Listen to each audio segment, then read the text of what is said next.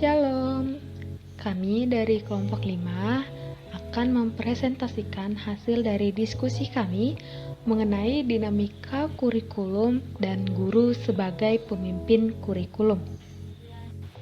Dinamika kurikulum. Seperti yang kita ketahui, kurikulum merupakan seperangkat rencana dan pengaturan mengenai tujuan, isi, dan bahan pelajaran. Jadi kurikulum ini merupakan suatu cara yang digunakan sebagai pedoman penyelenggara kegiatan pembelajaran untuk mencapai tujuan. Dinamika kurikulum atau perubahan kurikulum dapat terjadi jika adanya konsultan dari luar, dukungan penuh dari para administrator dan guru-guru, di mana mereka yakin bahwa manfaat perubahan yang diajukan tersebut lebih besar dari biaya pribadi, sehubungan dengan waktu yang digunakan dan usaha yang dilakukan. Jadi, perubahan kurikulum ini atau dinamika kurikulum ini diajukan ketika manfaatnya lebih besar. Selanjutnya, kita akan membahas mengenai dinamika kurikulum di Indonesia.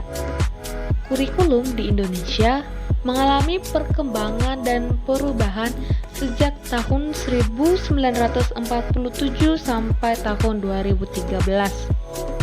Kita tahu bahwa setiap terjadinya perubahan dan perkembangan kurikulum tentu saja mempertimbangkan aspek yang ada, seperti aspek sosial, budaya, politis, dan ekonomi.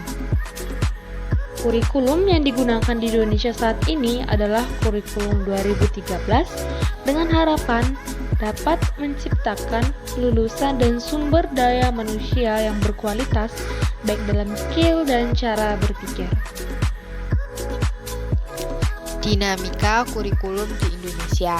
Berikut perkembangan kurikulum di Indonesia. Pada tahun 1945 sampai dengan 1947 terdapat kurikulum rencana pelajaran dirinci dalam rencana pelajaran terurai. Kemudian pada tahun 1955 sampai dengan 1965 terdapat rencana pendidikan sekolah dasar. Pada tahun 1968 terdapat kurikulum sekolah dasar. Kemudian dilanjutkan pada tahun 1973 terdapat kurikulum proyek perintis sekolah pembangunan atau PPSP bertahan sampai 1975. Kemudian 1985 berganti dengan kurikulum 1984. Kurikulum tersebut bertahan sampai dengan tahun 1995 yang terdapat kurikulum 1994. Kemudian pada tahun 1997 terdapat revisi kurikulum 1994. Kemudian pada tahun 2004 terdapat rintisan kurikulum berbasis kompetensi atau KPK. Pada tahun 2006 kurikulum tingkat satuan pendidikan atau yang sering disebut dengan KTSP.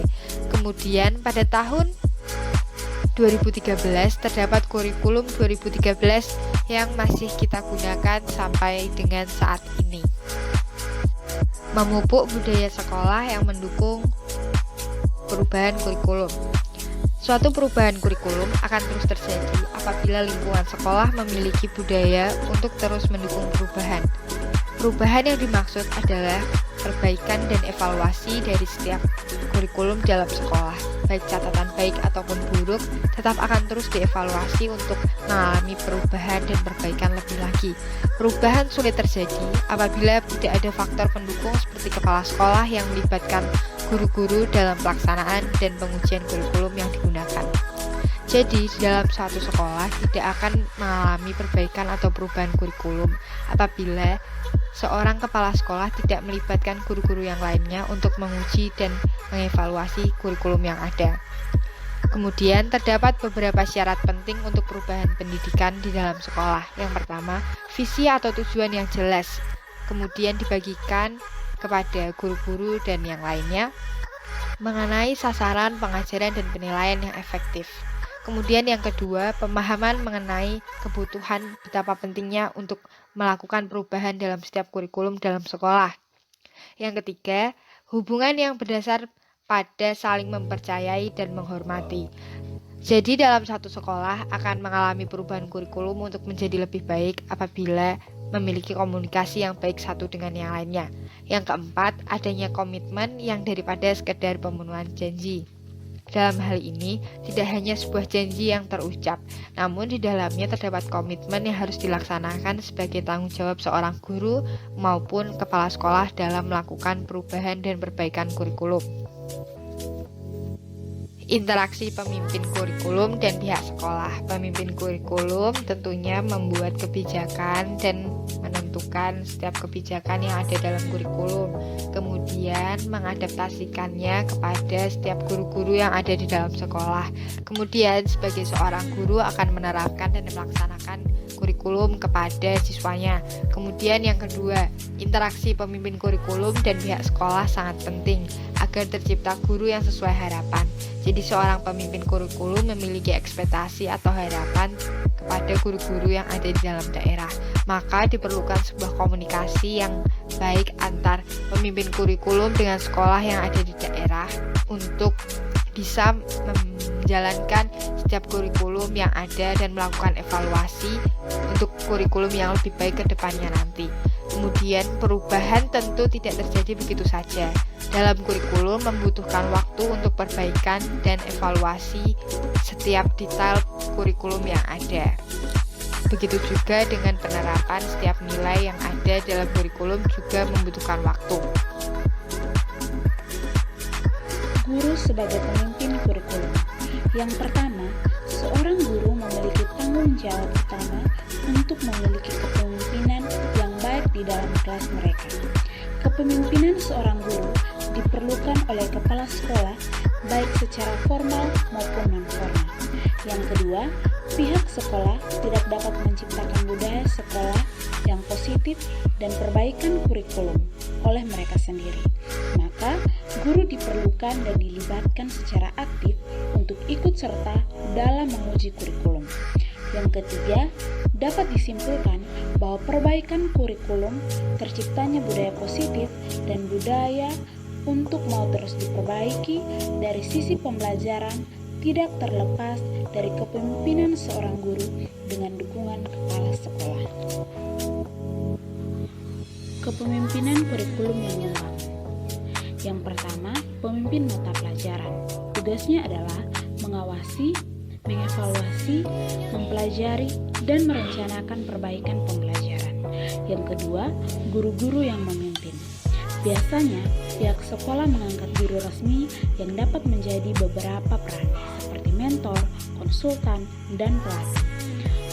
Guru-guru yang memimpin memberikan feedback untuk membantu para guru melakukan evaluasi dan perbaikan. Yang ketiga, pemimpin panitia kurikulum atau satuan tugas memiliki pekerjaan memilih dan menentukan buku yang digunakan dalam pembelajaran. Yang keempat, menjadi mitra dalam mengembangkan satuan pembelajaran atau pembelajaran baru. Guru mitra bekerja sama merancangkan pembelajaran gabungan atau silang untuk satu program mata pelajaran. Yang kelima, pemimpin perkembangan profesional. Guru yang mengikuti pelatihan atau workshop diminta untuk membagikan pengalaman di dalam kelas atau pembelajaran. Bahkan diminta untuk melakukan workshop internal bersama pihak sekolah. Yang keenam, pembicaraan kepada orang tua siswa. Guru-guru mengenalkan rencana kurikulum sekolah kepada orang tua agar orang tua menjadi pendukung bagi pihak sekolah. Hal ini membantu terlaksananya kurikulum dan program sekolah. Selanjutnya adalah metafora. Yang pertama, metafora menanam pohon. Menggambarkan, mendidik bagai menanam pohon. Tugas pendidik bukan membentuk langsung, tetapi menciptakan ekosistem yang optimal lewat menyediakan lahan, pupuk, air, dan anti hama yang takarannya pas. Yang kedua, metafora guru sebagai penunjuk arah, di mana guru berperan sebagai pembimbing yang menunjukkan arah bagi peserta didik. Pemimpin transformasional yang melayani. Yang pertama, Allah menghendaki setiap pemimpin tidak hanya menginginkan suatu jabatan dan berkuasa, namun Allah mengharapkan kita sebagai pemimpin yang melakukan kehendak-Nya. Yang kedua, cerita Yesus membasuh kaki murid-muridnya menjadi satu contoh sebagai seorang pemimpin Kristen yang harus menjadi pelayan. Nah, di sini kita masuk kepada sifat-sifat dan strategi yang digunakan Yesus untuk melaksanakan kepemimpinan pelayanan. Nah, yang pertama yaitu Tuhan Yesus mengajarkan pemimpin pelayan itu untuk memiliki hubungan yang benar dengan Allah Bapa dan Yesus Kristus. Nah, dalam artian di sini kita sebagai calon guru atau sebagai guru kelak, kita harus memiliki hubungan yang baik dan benar dengan Allah Bapa, sehingga ketika kita menjadi pemimpin kurikulum, ketika kita menjalankan pembelajaran, kita mengandalkan Allah Bapa dan Yesus Kristus dalam pembelajaran kita, tidak hanya mengandalkan akal dan pikiran kita saja. Yang kedua yaitu menjadi misioner dan menjalankan visi. Nah, kita harus memiliki visi dan misi dalam pembelajaran kita, dalam kurikulum kita, sehingga ketika kita melakukan pembelajaran, kita memiliki tujuan, kita memiliki visi, misi apa yang akan kita capai. Nah, yang ketiga, mendoakan guru-guru dan siswa-siswi. Nah, di sini kita belajar bahwa seorang guru itu nggak cukup hanya memberi materi, hanya mengajarkan karakter siswa-siswi, tapi kita harus membawa mereka ke dalam doa, karena doa adalah salah satu bukti kedekatan kita dengan Allah Bapa dan Yesus Kristus. Nah, yang keempat yaitu berinvestasi pada guru dan siswa serta memperlengkapi mereka, yaitu memikul tanggung jawab dan aktivitas bersama-sama tanpa mengharapkan imbalan. Nah, di sini maksudnya berinvestasi itu kita sebagai guru harus bisa memperlengkapi siswa kita itu dengan cara bagaimana ya kita harus memiliki tanggung jawab terhadap siswa-siswa kita itu, sehingga ketika ya seperti contohnya itu seperti pelayanan, seperti itu kita harus melayani mereka tanpa mengharapkan apapun dari mereka, tanpa mengharapkan feedback seperti itu. Nah, yang kelima, berbicara dan bertindak bijaksana namun terbuka. Nah, seorang guru itu merupakan panutan bagi siswa-siswi, sebagai cerminan bagi siswa-siswi, sehingga kita itu dalam hal berbicara dan bertindak, kita itu harus bisa menunjukkan wibawa kita sebagai seorang pelayan, wibawa kita sebagai seorang guru, yaitu harus bijaksana. Bijaksana dalam artian di sini itu tidak bijaksana yang otoriter, seperti itu tidak, namun kita harus terbuka kepada siswa-siswi. Yang keenam yaitu mengundang dan mendorong guru dan siswa menjadi mitra dalam komunitas. Nah, maksudnya di sini adalah Tuhan Yesus mengajarkan kita sebagai pemimpin pelayanan, kita tuh harus bisa mengundang siswa-siswi kita dan mendorong mereka untuk menjadi mitra kita, untuk menjadi teman kita dalam komunitas, sehingga ketika murid-murid kita kelak masuk dalam komunitas kita, merasa bahwa mereka adalah anggota komunitas, sehingga mereka bisa merasa nyaman dalam komunitas itu, bisa merasa nyaman dalam kelas, bisa merasakan bahwa kelas itu adalah sebuah ruang terbuka untuk mereka berekspresi, untuk mereka bisa sebagai sebuah keluarga, seperti itu. Nah, yang ketujuh yaitu memimpin dengan otoritas.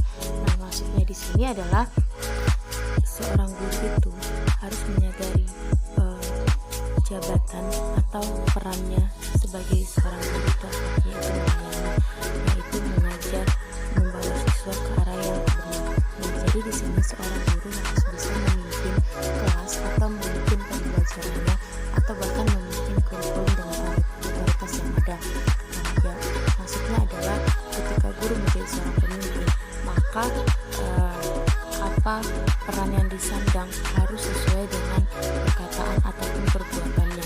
Jadi memimpin sesuai dengan otoritasnya.